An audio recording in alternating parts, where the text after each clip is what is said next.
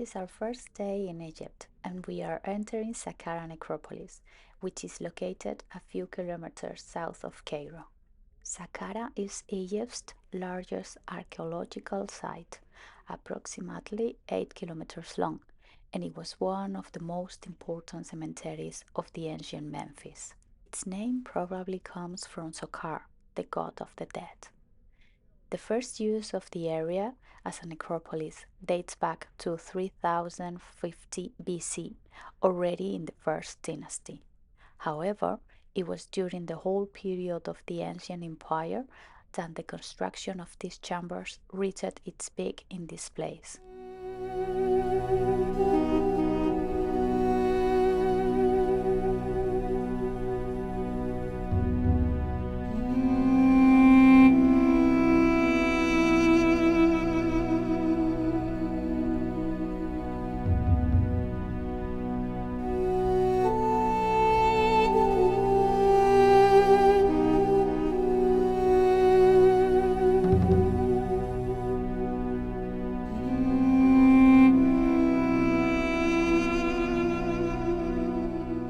In the background, we can already glimpse the iconic Pyramid of Djoser, which is considerably older than the pyramids of Giza.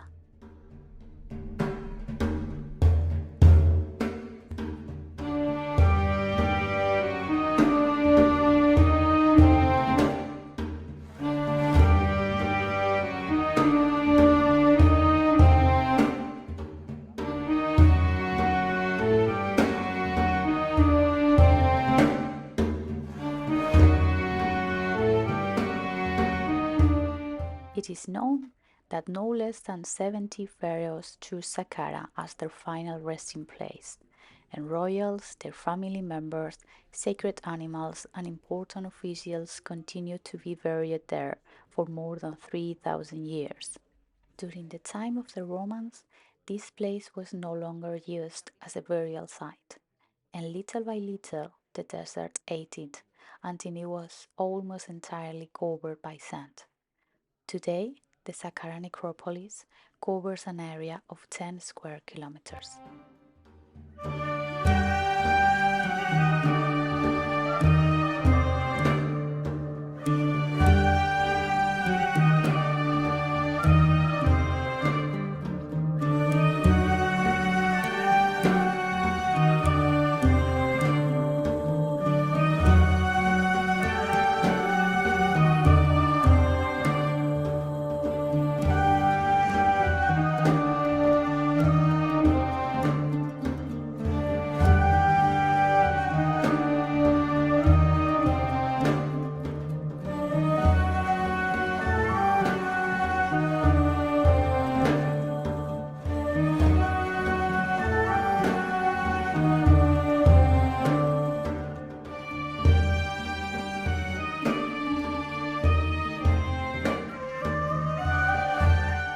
The Pyramid of Djoser dates back to the 20th century BC.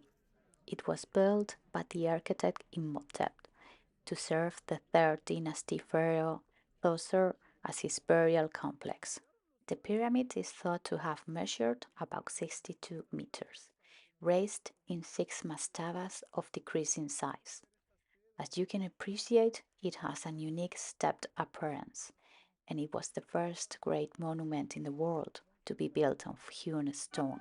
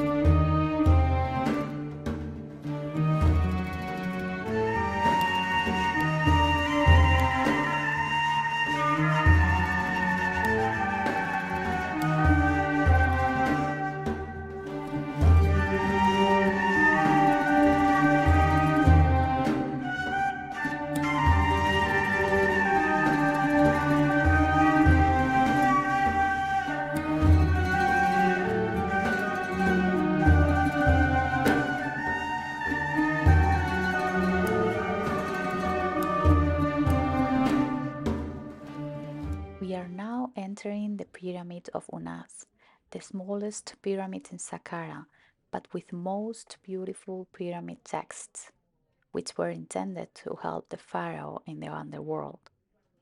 Unas was the first pharaoh to include these texts in his tomb.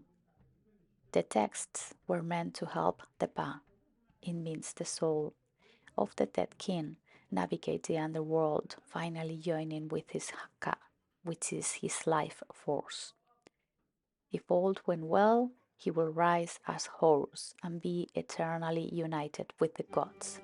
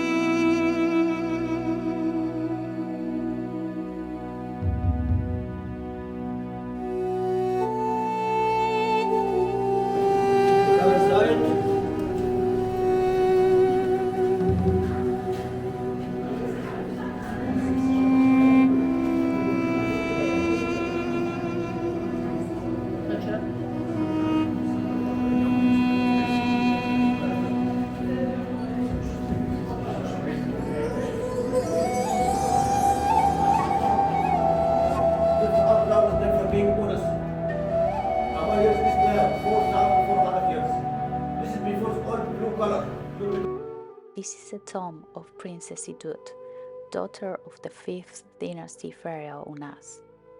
The Tomb of Idut is near the Pyramid of Unas. The tomb is decorated with scenes of daily life. Particularly noteworthy are the hippo hunting scenes.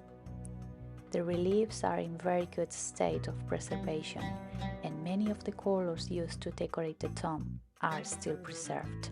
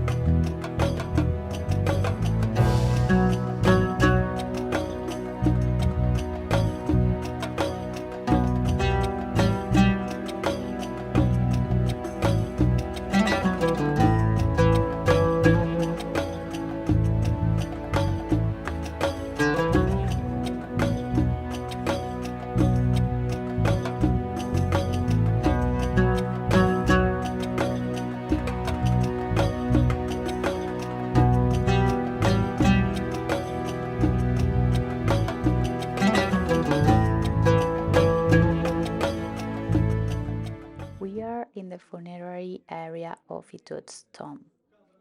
Here we can see reliefs showing the offerings made to the princess, 1,000 goats, ducks, bulls, perfumes, beer mugs, and bread. And the false door of Idut's tomb. Egyptians believe that the soul of the deceased could freely enter and exit the tomb through it.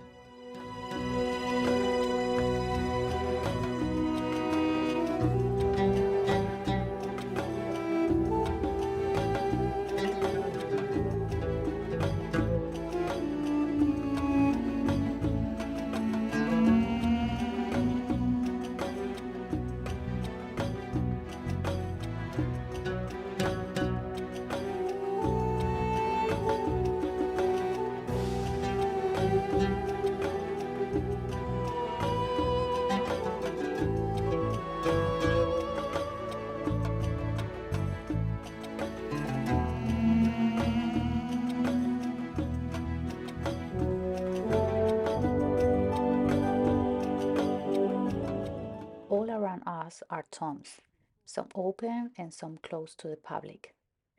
Saqqara definitely deserves a visit of at least a couple of hours to see them and enjoy it in its entirety.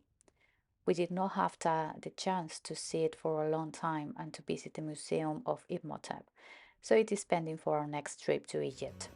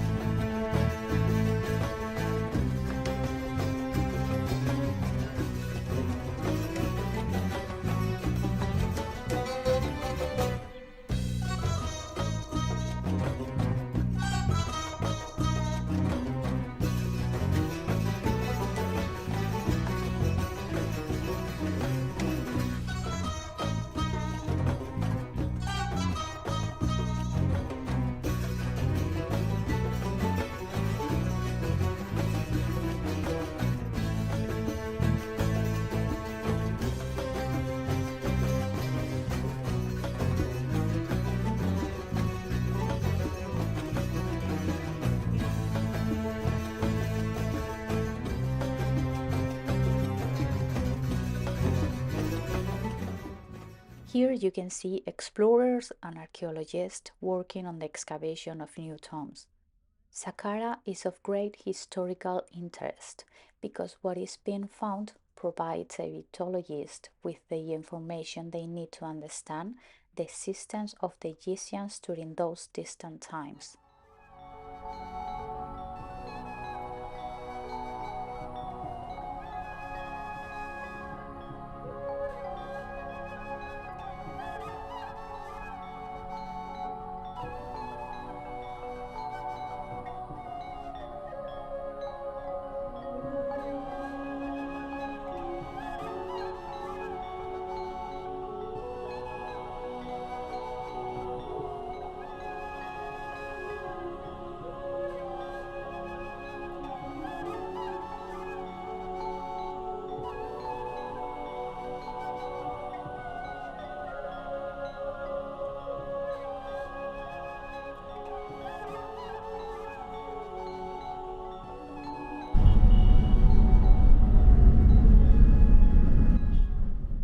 We are now heading to Memphis. Memphis was the first capital of the country during most of the pharaonic period. The city was founded around 3100 BC and it was founded around 641 BC after the establishment of Luxor and Alexandria. We are about 24 kilometers from Cairo and 3 from Saqqara. Very little remains of what was once one of the most important cities for the Egyptian people.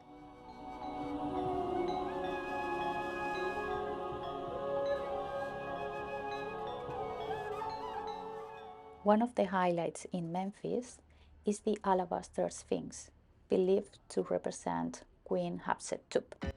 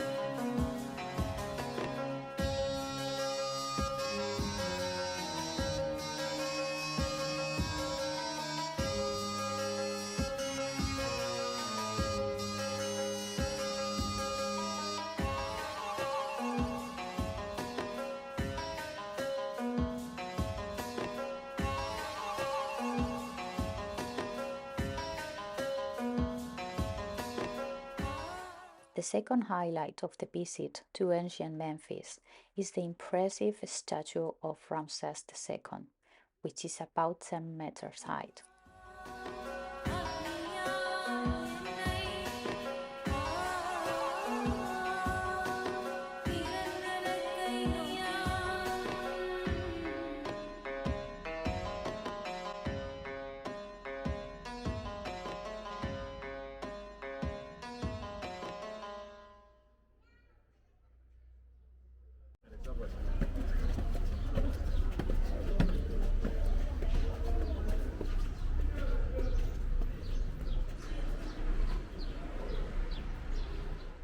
The pharaoh is wearing the table crown, which identifies him as Lord of the Upper and the Lower Egypt, and the nemes, or ceremonial scarf.